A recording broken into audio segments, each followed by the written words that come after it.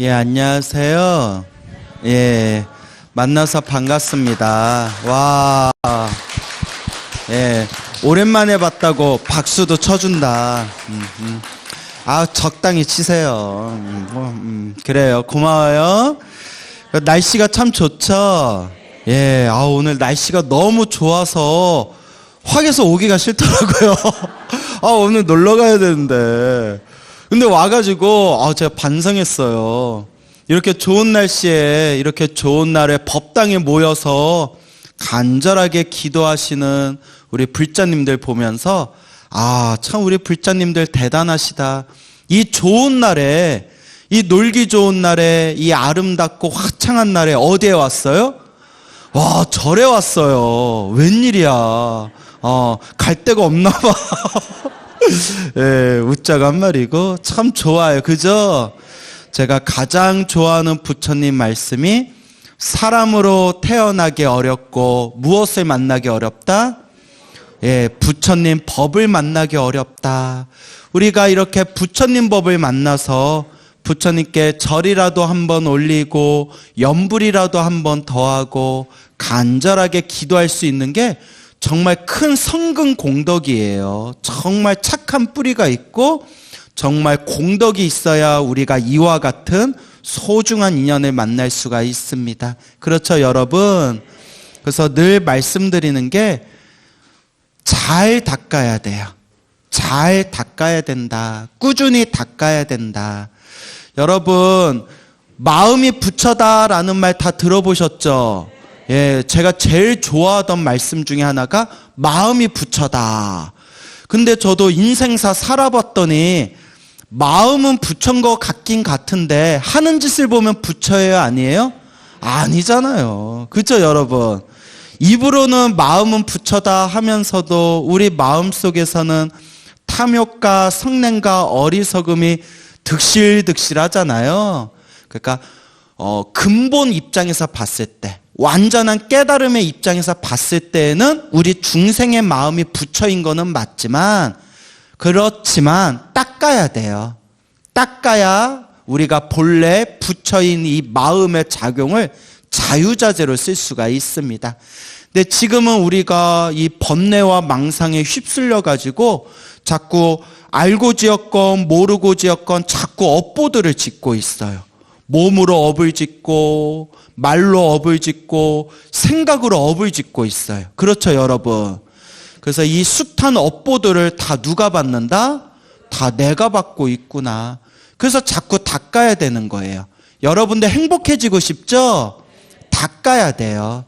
여러분들이 절을 하면 절을 한번 한 만큼 닦이는 거고, 연불을 하면 연불을 한 만큼 닦이는 거고, 신묘장구 대다라니를 외우거나 혹은 반야심경을 외우면서 외운 만큼 닦이는 거예요. 오늘 열심히 기도했으니까 닦이는 게 느껴요, 안 느껴요? 느끼죠? 근데 이제 나가서 또 다 묻히는 거예요. 여기서 닦아놓고 나가서 또 몸으로 또 업을 짓고 말로 업을 짓고 생각으로 업을 지어요. 이게 우리 중생들의 번뇌망상의 모습이에요. 하지만 자꾸 닦아야 된다.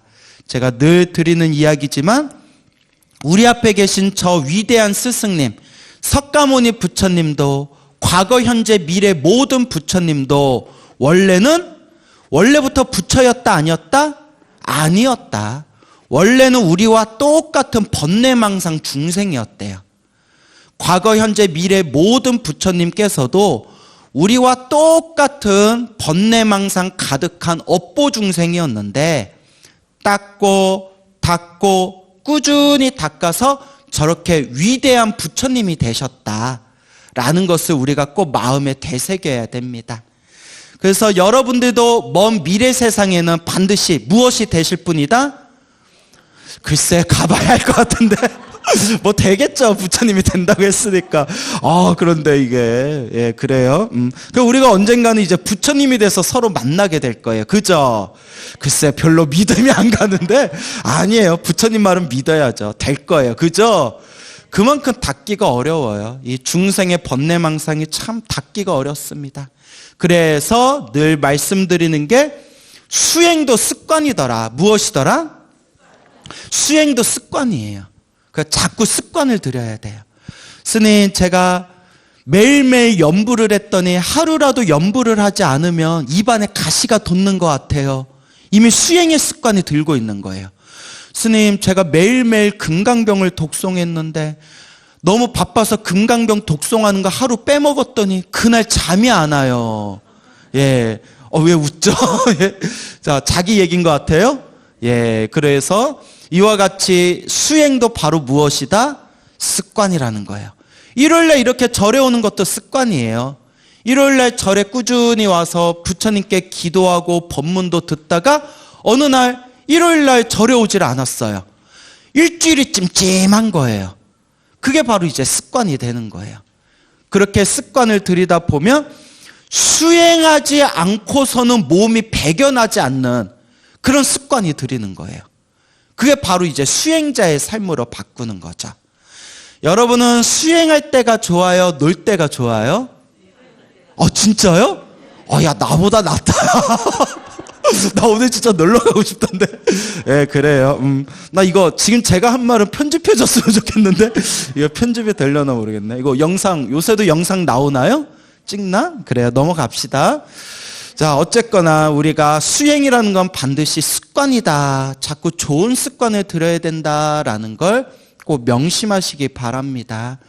내일이 음력 2월 15일이죠. 열반제일이에요. 열반제일입니다. 부처님께서 세상을 떠나신 날, 열반제일, 열반이라고 하죠. 열반, 원래 열반의 뜻이 죽는다라는 뜻이 아니에요. 열반은 산스크리트어로 니르바나라고 해요. 뭐라고 한다? 니르바나. 꺼지다라는 뜻이에요. 뭐하다? 불이 꺼지다라는 뜻이에요. 니르바나, 불이 꺼지다. 니르바나를 중국에서 한자로 표기할 때 열반이라고 표기한 거예요. 열반. 그래서 니르바나, 불이 꺼지다. 그래서 열반, 니르바나의 원래 뜻은 탐욕과 성냄과 어리석음의 불이 꺼지다라는 뜻이에요. 원래 그 불이 훅 하고 꺼지다라는 뜻을 불교에서 받아들여서 불교에서는 활활 타오르는 불이 꺼지다라는 의미를 넘어서서 무엇의 불이 꺼지다? 탐욕과 성냄과 어리석음, 탐진치 삼독의 불이 꺼지다. 모든 번뇌와 욕망이 사라지다라는 뜻이 열반이에요. 니르바나. 그러니까 여러분들이 살아있을 때, 지금 이렇게 살아있을 때 수행을 열심히 해서 여러분들 번뇌망상의 불이 완전히 꺼지면, 탐욕과 성냄과 어리석음이 완전히 소멸하면 그 자리가 바로 무엇이다? 열반인 거예요. 그러니까 깨달음이 열반입니다. 그런데 열반을 얻었어도, 살아있을 때 열반을 얻었어도 몸뚱아리가 남아있어요. 그죠? 몸뚱아리가 남아있기 때문에 번뇌의 욕망이 다 사라졌지만 배고플 때는 배고픔을 느끼고, 졸릴 때는 졸음을 느끼고, 더울 때는 더위를 느끼고, 추울 때는 추위를 느껴요. 번뇌 욕망은 사라졌지만 느낌은 있잖아요. 그 느낌에 휩쓸리지 않을 뿐이지, 배고프면 배고프다, 추우면 춥다, 더우면 덥다, 그걸 느껴요. 그래서 아직 몸뚱아리가 남아있는 열반, 살아있을 때 몸뚱아리가 남아있는 열반을 따라해 보세요. 유여열반. 예, 있을유, 남을여, 몸뚱아리가 남아있는 열반이에요. 알겠죠? 그러니까 여러분들이 지금 열심히 수행을 해서 이번 생 살아있을 때 번뇌와 욕망이 완전히 사라지면 무슨 열반을 얻은 거예요? 예, 유여열반을 얻은 거예요. 열반이에요. 그러다가 이제 숨이 딱 끊겨가지고 이 육신, 이 몸뚱아리까지 다 놓아버리게 되었을 때 열반을 얻으신 분들은 깨달음의 세계로 돌아가게 돼요. 그게 이 몸뚱아리조차 사라지게 되었을 때 따라해 보세요. 무여열반. 예, 없을 무. 몸뚱아리도 다 없어진 열반이라는 거예요. 알겠죠? 그래서 유여열반, 무여열반이라고 부르는데, 특별히 부처님께서 열반에 드시면, 부처님께서 무여열반에 드시면, 부처님께서 숨이 딱 끊겨서 몸뚱아리까지 다 버리고 저 깨달음의 세계로 돌아가실 때 부처님의 열반을 특별히 따라해 보세요. 대반열반. 예, 부처님 열반을 대반열반이라고 불러요. 알겠죠? 위대한 열반이란 뜻이에요. 위대한 열반이시다. 그래서 부처님께서 2600여 년 전에 사라수 두 그루 나무 사이에서 오른쪽 옆구리를 땅바닥에 대시고 편안하고 고요하게 이 숨이 끊기시고 열반에 드셨는데, 그 부처님의 열반을 무슨 열반이라고 한다고 했죠? 대반열반. 그래서 부처님께서 이 세상에서 사라지셨는데, 자, 여기서 중요한 거, 부처님은 정말 사라지셨을까요?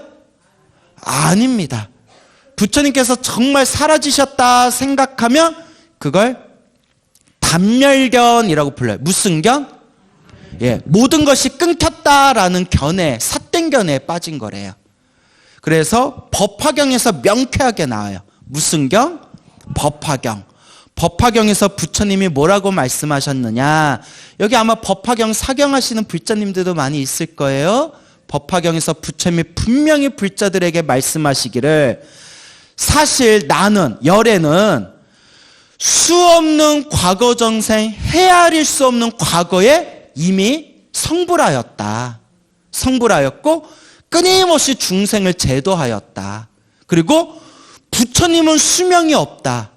부처님은 헤아릴 수 없는, 한량없는 수명을 가지고 있기 때문에 부처님은 수명이란 게 없다. 단 부처님이 항상 중생들 옆에 머물러 있으면 복이 없고 어리석은 중생들은 항상 우리 부처님이 옆에 계시는데 뭐가 걱정이냐라는 어리석은 견해를 일으켜서 나태함에 빠지게 된다. 그렇기 때문에 중생들을 더 열심히 수행시키기 위해서 일부러 방편으로, 일부러 중생을 제도하기 위한 방법으로 열반에 드는 모습을 일부러 보여줄 뿐이다. 그러니 열에 부처님이 열반에 들었다 해서 사라진 게 아니다. 항상 그 자리에서 열반에 드는 모습을 보여주고 항상 그 자리에서 중생들을 위해서 설법을 해주는데, 누가 못 볼 뿐이다? 중생들이 못 볼 뿐이다. 만약 중생들이 떠나신, 열반에 드신 부처님을 그리워하고 연모하면서 간절히 부처님을 바란다면 부처님이 반드시 그 중생 앞에 모습을 드러내고 그 중생을 위해서 법을 설해 주시느니라 라고 무슨 경에 나온다? 법화경에 나옵니다. 제 말은 안 믿어도 돼요, 여러분.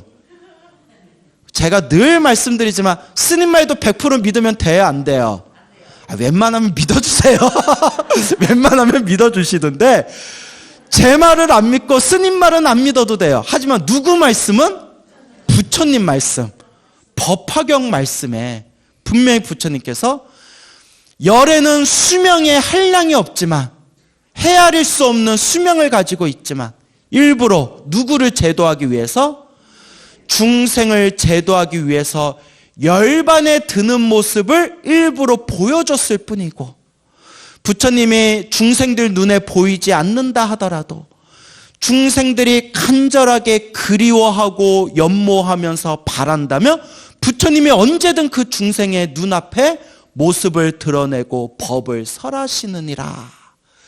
그래서 이와 같이 법화경 구절구절이 너무나 심오하고 깊은 비밀스러운 뜻을 담고 있어서 옛날부터 선지식들께서 법화경을 대승경전의 왕이다라고 불리셨던 겁니다. 그렇죠, 여러분? 그러니까 우리가 내일이 열반제일이지만 부처님은 사실 떠나셨다, 안 떠나셨다? 안 떠나셨다. 그 반야심경에 나오잖아요.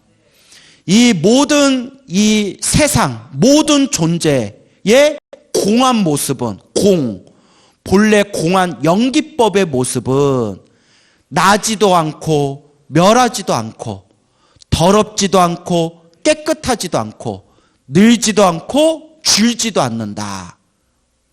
오고 감이 없다는 거예요. 부처님은 본래 오고 감이 있다 없다? 없다. 오고 감이 있다면 그것은 열애가 아니다 라고 우리 반야사상에서 이야기하고 있는 거예요. 오고 감이 없이 이 인연법의 흐름에서 봤을 때 모든 것이 텅 빈 무집착의 깨달음의 공의 입장에서 봤을 때 우리 부처님은 항상 그대로라는 거예요. 그래서 천수경에도 나오잖아요. 나무상주 시방불, 나무상주 시방버, 나무상주 시방승. 나무 귀합니다 라는 뜻이에요. 귀합니다. 상주 왜 상주예요? 경상도 상주? 부처님은 상주에 계시나? 상주는 꽃감이 맛있는데. 항상 머무를 주, 항상 머무르고 계시는, 이게 중요해요. 항상 뭐하고 계시는? 머무르고 계시는. 어디에? 시방에. 동남 서북 사방을 또 나누면 팔방의 위와 아래를 합치면 시방, 모든 공간이란 뜻이에요. 모든 시간, 모든 공간에 상주, 항상 머무르고 계시는 불, 뻐, 승, 삼보의 나무, 귀합니다. 천수경에 분명히 나오잖아요. 항상 머무르고 계시대요. 제가 이렇게 설명드렸더니 어떤 분이 왜요 보살님? 20년을 천수경 외웠는데 그 뜻인지 이제 알았습니다. 이러시더라고요. 남 얘기 같지 않죠? 그 법문을 자꾸 들어야 돼요. 항상 머무르고 계시는데 누가 보지 못했다? 내가 보지 못했구나. 그래서 부처님께서 하시는 말씀이 화엄경이라든가 이런 대승경전에서 늘 하시는 말씀이 불자들이여, 부처님은 늘 항상 머무르고 있지만 중생들이 보지를 못하는구나. 중생들이 번뇌망상에 가리워져서 보지를 못하는구나. 하지만 이 번뇌망상이 싹 사라지면 본래 항상 그 자리에 늘 계시는 그 부처님을 볼 수 있으리라. 그래서 늘 항상 그 자리에 계시다라는 그 표현을 어떻게 말로 표현할 길이 없어서 선지식들께서는 뭐라고 표현했냐? 따라해 보세요. 여여라고 표현하셨어요. 늘 항상 그 자리라는 표현조차도 뭐라고 표현할 길이 없어서 여여라고 표현하셨어요. 그래서 우리가 완전한 깨달음을 한자 표현으로 진여라고 불러요. 진여. 여여, 진여, 일여 이런 표현. 여자라는 표현. 그래서 여라는 표현이 굉장히 심오한 뜻을 담고 있어요. 그래서 우리가 부처님이 늘 우리 눈앞에 계시고 늘 우리를 향해서 자비의 광명, 지혜의 광명을 우리들에게 늘 그 가피의 광명을 내려주시지만 누가 보지 못하고 누가 받지를 못하는구나? 내가 보질 못하고 내가 받지 못하는구나. 그래서 법화경에도 나오고 화엄경에도 나오는 내용이지만 부처님의 가피, 부처님의 광명은 하늘에서 쏟아지는 비와 같대요.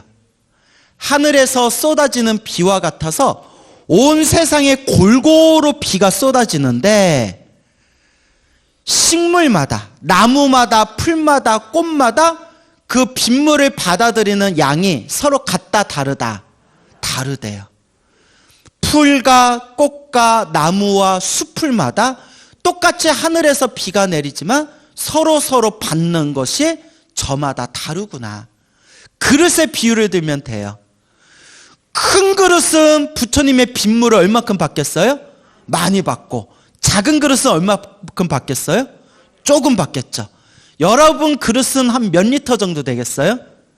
몇 리터? 종지기? 예? 요만큼? 예. 그 자기 그릇만큼 받는다는 거예요. 그래서 우리가 닦는 거예요. 절을 하면서 비우고, 금강경을 독송하면서 비우고, 법화경을 사경하면서 비우고, 기도하고 기도하고 비우고 비울 때 내가 비운 만큼 더 부처님의 가피를 듬뿍 받을 수가 있는 거예요. 그래서 기도할 때는 욕심을 내려놔라 라고 어른스님들이 얘기하시는 거예요. 되든 안 되든 부처님께 다 맡기겠습니다. 되든 안 되든 소원이 성취되든 소원이 성취되지 않든 모든 것을 다 영기법, 인연법에 맡기겠습니다. 우리 앞에 펼쳐진 모든 현상이 다 무슨 법이에요? 영기법, 인연법이에요. 인연 따라 일어나고 인연 따라 사라진다. 인연 따라 일어나고 인연 따라 사라지는 그 인연법은 누가 지은 업의 인연이에요? 내가 지은 업의 인연이잖아요. 간절히 부처님께 기도하고 절을 올리면서 부처님 다 내가 지은 업의 인연입니다. 인연법에 맡기겠습니다 라는 마음으로 간절히 닦다 보면 점점 업장이 소멸하고 점점 내 공덕이 늘어나게 되는 겁니다. 그래서 기도할 때는 비우면 비운 만큼 가피가 더 듬뿍 더 빨리 들어와요. 그 묘한 도리가 있습니다. 그 법화경 얘기하다 보니까 갑자기 생각이 나는데 어느 스님이 계셨어요. 어느 스님께서 은사 스님께서 불사하시던 절을 당신께서 은사 스님이 입적하시고 당신이 주지가 되셨는데 아이고 어쩌나 빚이 몇십억이더래요. 빚이 몇십억이더래요. 여러분들 같으면 그 빚더미에 오른 절 받겠어요 안 받겠어요? 예? 한번 줘보세요 스님. 예? 주시면 생각해 볼게요. 신도들이 막 우왕좌왕할 거 아니에요. 괜찮습니다. 부처님만 믿고 기도합시다 라고 해놓고 당신은 저녁마다 산신각에 가서 울었대요. 너무 먹먹해서 너무 힘들어서 신도들 앞에서 울 수가 없잖아요. 그죠? 산신각에서 그렇게 울었대요. 저녁에 가서 울고 또 신도들 앞에서는 괜찮습니다. 다 잘 될 겁니다. 또 저녁 되면 어디 가서 울고? 산신각 가서 울고. 왜 산신각 가서 울었을까요? 제일 외지잖아요. 제일 외지니까. 사람들 안 보이는 데서 또 울고. 그렇게 이제 울고 울다가 믿을 건 뭐밖에 없다? 부처님밖에 없다. 기도밖에 없다. 그래서 어떤 선배 스님이 법화경 기도해라 권유하셨대요. 법화경 기도해라. 그래서 간절하게 법화경 기도 천일기도에 들어갔대요. 천일기도. 천일 동안 하루 3번 하루도 안 빠뜨리고 천일기도를 간절하게 했대요. 정말 열심히 하다가 그 큰 도량에 살림사랴, 행정 업무 보랴, 포교하랴, 법문하랴, 기도 꼬박꼬박 하랴 몸이 탈진을 해버린 거예요. 신도들이 스님 이러다 죽겠다 해가지고 병원에 모셔가려고 하니까 나는 천일기도 중이라서 밖에 나가지 않겠습니다. 스님 그래도 기도 마치고 그 잠깐 시간 내서 병원에 좀 한번 가시죠. 스님 안 가신다는 걸 신도들이 이러다 우리 스님 죽는다 해가지고 질질 끌고 병원에 모셔갔대요. 서울에 있는 대형 병원에 모셔갔는데 검사 결과가 나왔대요. 정밀검진을 받았겠죠. 비구니 스님한테 이렇게 얘기하더래요. 스님 하와이 가시죠 이러더래요. 네가 가라 하와이 막 이랬잖아. 하와이 가시죠. 아 왜요? 스님 하시던 일 다 내려놓고 하와이 같이 어디 멀리 떠나셔서 푹 쉬어야만 스님 삽니다. 지금 몸이 다 망가졌습니다 이러더래요. 하던 일 다 놓아버리고 푹 쉬셔야 됩니다. 이러다 정말 큰일 납니다 이러더래요. 그래서 예 알겠습니다. 잘 알겠습니다 하고 절에 돌아왔는데 신도들이 난리가 났대요. 우리 스님 어떡해? 우리 스님 어떡해? 근데 그 스님이 이렇게 얘기하더래요. 죽더라도 목탁 치다가 죽겠습니다. 그리고 아마 산신각 가서 울었을 거야 아마. 신도들 앞에서도 목탁 치다 죽을게요 이러다가. 멋있죠? 중이 머리 깎은 중이 세상에 나와서 할 게 뭐가 있습니까? 부처님께 기도하고 포교하고 수행하다 죽는 거 아닙니까? 목탁치다 죽겠습니다. 기도하다 죽겠습니다. 이러더래요. 아, 대단하죠. 아, 어떡해. 나 같으면 바로 하와이 끊었다. 나 같으면. 예? 하와이 끊었다. 자, 이제 웃자고 한 말이고. 그렇게 정말 그냥 간절하게 기도를 하셨대요. 그러던 어느 날 생생한 꿈을 꾸셨대요. 여러분, 지금 앉은 자리에서 오른쪽 태화를 한번 보세요. 오른쪽 벽에 뭐가 보이죠? 화엄성중 신장님들 보이죠? 생생하게 꿈에 온 허공에 있는 헤아릴 수 없는 수많은 신중들이 도량에 모여들어서 도량에 꽉 차는 꿈을 꿨대요. 온 도량에 발 디딜 틈조차 없이 저 신장들이 도량에 꽉 차서 그 신장들이 도량에 떡하니 그 도량에 꽉 다들 모여있는 꿈을 생생하게 꿨대요. 그때 순간 잠에서 딱 깬 뒤에 되겠다. 분명히 부처님이 도와주시는구나. 그리고 지금 되게 잘 먹고 잘 사세요, 결론이. 잘 먹고 잘 사세요. 예, 정말 멋있는 스님이세요. 그래서 부처님의 은혜 덕분에 우리가 이렇게 큰 불사를 이루고 이와 같이 수없는 고비를 넘겼구나. 그 부처님의 은혜 갚는 마음으로 정말 지금 전법포교를 열심히 하시는 그런 비구니 스님이 계십니다. 정말 대단하죠. 이게 부처님 가피의 힘이 분명히 있습니다. 정말 신비한 힘이 있어요. 저도 수도 없이 경험하고 체험했거든요.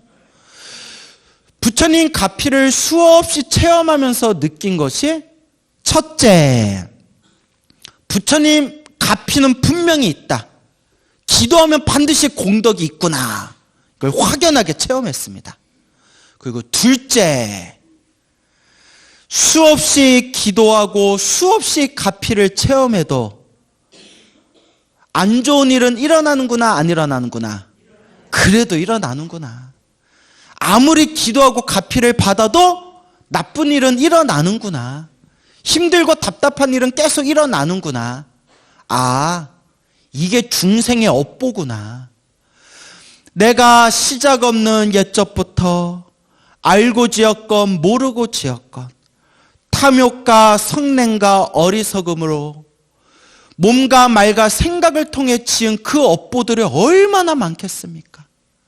기도 몇 번 하고 가피 몇 번 받았다고 그 업장이 싹 소멸되겠습니까? 그게 도둑놈 마음이래요. 어른 스님께서 광우야, 그게 도둑놈 마음이다. 자기가 지은 업보가 천인데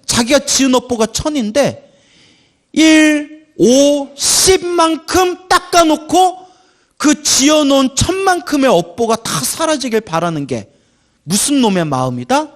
도둑놈의 마음이다 라고 어른 스님이 말씀하셨습니다. 그때 제가 눈물을 추르륵 흘리면서 내가 도둑놈이었구나. 내가 정말 도둑놈이었구나. 남 얘기 같지 않죠? 여기 다 우리 도둑놈들이에요. 여기 다. 예? 자, 그렇기 때문에 우리가 닦아야 할 그 업보가 참으로 많은데 어찌 기도 몇 번 하고 가피 몇 번 받았다 그게 싹 사라지기를 바라겠습니까? 어느 젊은 보살님이 계시는데 살아가는 게 너무 힘들고 괴로운 거예요. 그분에게 염불해라, 간절하게 관세음보살을 염불해라. 하루에 5000번씩 10,000번씩 간절하게 염불해라 했는데 정말 아주 큰 가피를 받으신 불자님이 계세요. 아주 큰 가피를 받은 여성 불자님이 계셔서 아무리 힘들고 아무리 하루가 막 몸살이 날 정도로 힘들어도 지난 몇 년간 한 번도 관세음보살 염불을 멈춰본 적이 없대요. 그런데 이번에 또 집안이 이번에 또 작살이 났어요. 집안이 또 완전 난리가 났어요. 야, 내가 가만히 듣다 제가 기가 막히더라고요. 아니, 보살님네 집안은 왜 그러냐? 보살님 내 집안은 왜 그러냐? 스님 죽고 싶어요. 죽고 싶어요. 그렇게 열심히 기도를 했는데도 집안이 또 작살날 만큼 또 그 업의 바람이 또 몰아붙인 거예요. 어떻게 해요, 스님? 또 버티고 살아봐야죠. 버티고 살아봐야죠. 제가 여쭤봤어요. 보살님, 이렇게 열심히 기도하셨는데도 집안에 이렇게 안 좋은 일이 생기는데 스님으로서 솔직히 묻겠습니다. 어떤 마음이 드십니까?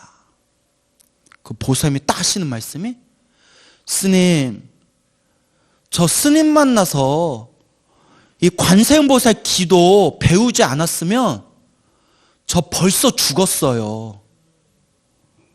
그렇게 얘기하시더라고요. 저 벌써 죽었습니다. 그나마 제가 이렇게 숨구멍이라도 붙어 있는 게 관세음보살 값이구나라는 걸 몸으로 수없이 느낍니다. 맛을 보신 분이에요, 그분은. 기도 맛을 보신 분이에요. 제가 그랬어요. 나보다 낫다. 나보다 낫다. 그래요, 보살님. 보살님이 정말 과거 전생에 지은 업보가 많은가 봅니다. 정말 그 빚이 많은가 봅니다. 그래도 보살님이 전생에 지어놓은 착한 뿌리가 있어서 집안에 이렇게 안 좋은 일이 계속 생겨도 불심에 흔들림이 없고, 그래도 매일매일 관세음보살을 부른다는 것 자체가 정말 스님으로서 존경스럽습니다. 그래요, 보살님. 지금처럼만 닦으십시오. 기도 열심히 하십시오. 라고 말씀드렸더니, 스님, 정말 제가 몇 년 동안 내가 이거 아니면 죽는다라는 마음으로 관세음보살 열심히 연불해서 꿈에서도 가피를 많이 받았습니다. 꿈에서도 가피를 많이 받고, 와, 정말 이거는 부처님이 도와주신 거다 할 정도로 체험도 했습니다. 근데 저도 이런 생각을 해봅니다. 얼마나 내가 업보를 많이 지었으면 이렇게 기도하고 이렇게 가피를 받았는데도 아직도 이렇게 닦을 게 많을까. 하지만 저는 관세음보살 기도를 믿습니다라는 말씀을 하시길래 저도 마음으로 크게 감동을 받았습니다. 다시 한번 말씀드리지만 기도 가피는 분명히 있어요. 단 기도 가피를 받아도 인생의 숙제는 계속 생기더라고요. 그래서 여러분, 예나 지금이나 큰 스님들이 늘 하시는 말씀, 광우야, 기도 많이 하는 것도 필요 없다. 복 많은 게 최고다라고 하셨어요. 뭐 많은 게 최고다? 복이 많은 사람은 절에 한 번 안 오고 부처님께 기도 한 번 안 해도 평생 잘 먹고 잘 살아요. 인정하시죠? 전생에 지어놓은 복이 많아서 그거 타먹고 사는 거예요. 전생에 지어놓은 복이 없는 사람은 부처님 앞에서 눈물 몇 바가지를 쏟아도 이게 효험이 있는지 없는지, 부처님은 맨날 빙그레 웃고, 에휴, 오늘은 빙그레 아이스크림이나 사 먹어야겠다, 야. 이게 효험이 있는지 없는지 이게 감이 안 와요. 이거 복이 없어서 그래요. 닦을 게 너무 많아서 효험이 더디 오는 거예요. 인정하십니까? 복 많은 게 최고예요. 복 많은 게 최고입니다. 근데 그 복도 누가 짓는 거예요? 내가 짓는 거예요. 지금 여러분 복을 짓고 있는 과정이에요. 정말 업장이 두꺼운 사람들은 부처님 법조차도 못 만납니다. 부처님 법조차도 못 만나고 복을 지을 기회조차도 없어요. 공덕을 닦을 기회조차도 없어요. 근데 여러분들은 지난 과거 전생에서부터 착할선 뿌리 익은 착한 뿌리가 깊어서 이번 생 사람으로 태어나 부처님 법을 만나고 이번 생 이렇게 꾸준히 닦을 수 있으니 여러분들은 사실 정말 복이 많은 사람들입니다. 다만 우리가 닦아야 할 숙제가 많아서 그래요. 그러니 꾸준히 수행하고 정진하고 닦으면서 이번 생 숙제를 잘 풀어내고 우리가 영원한 행복을 얻을 수 있는 복과 선업과 공덕을 닦아나가도록 합시다 알겠죠? 오늘 여기서 마치겠습니다.